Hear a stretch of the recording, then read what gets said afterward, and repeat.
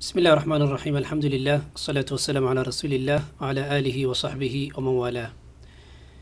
In the name of Allah subhanahu wa ta'ala, the beneficent, the most merciful, my message is to every youth who is sincerely seeking the Islamic knowledge.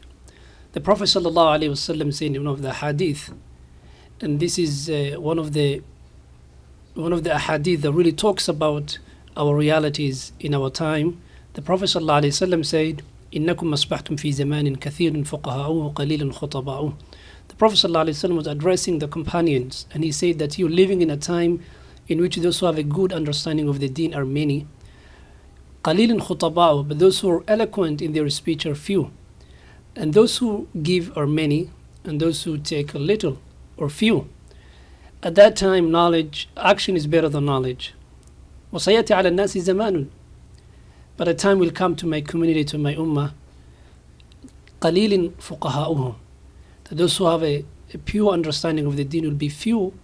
قليل خطباؤه, but those who are eloquent in their speech will be many. And those who take will be many, and those who give will be few.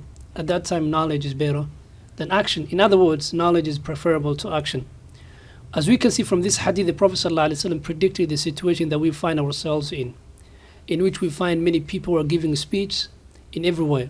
You go to the Facebook, Twitter, YouTube, and all of the social networks, everybody's talking about Islam.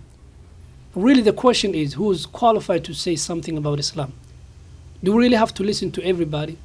Or do we listen to the ulama, the scholars, who have a deep understanding of the deen? I just want to tell you something in this message, and that is, there are three things that a Google cannot answer. And these three things are extremely important to understand the text and the nusus in Islam. Nusus meaning that the Quran and the Sunnah of the Prophet ﷺ. When you read an ayah or the hadith, the first step that you need to understand is mada, what the text is saying. You must have a full command of the language, the asbab al-nuzul, the history, the cause of the revelation, and all of these steps. These are the prerequisites or preconditions in order for you to understand what the nas or the text is saying. The second is limada, which is the maqsad, the objective or the wisdom behind that particular text. And then the third step is kaifa, is how to implement those nusus. Now, if you focus on the problem with the youth, is that you find most of them learning Islam through internet or through YouTube. And when it comes to implementing those Islam, they're missing something that's important, which is understanding how to implement or why the text is saying such and such. So the scholars of Islam, they're filling the gap. If you sit under a scholar or a sheikh, the sheikh will be able to teach you how to implement the nas and why the text is saying such and so forth.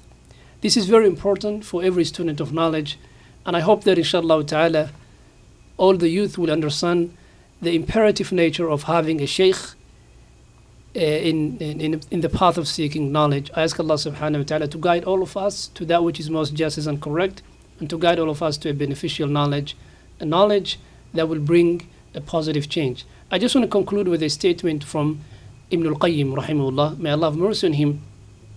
He said that الشريعة كلها عدل ورحمة. He said that the Sharia is all about justice, it's all about mercy, it's all about hikmah, wisdom. And anything that goes from rahmah to cruelty, anything that goes from mercy to cruelty, or anything that goes from justice to oppression, or anything that goes from wisdom to foolishness, it's not from Islam. This is a statement that we need to keep in mind because it's coming from one of the great scholars of our time. جزاكم الله خيرا. والسلام عليكم ورحمة الله.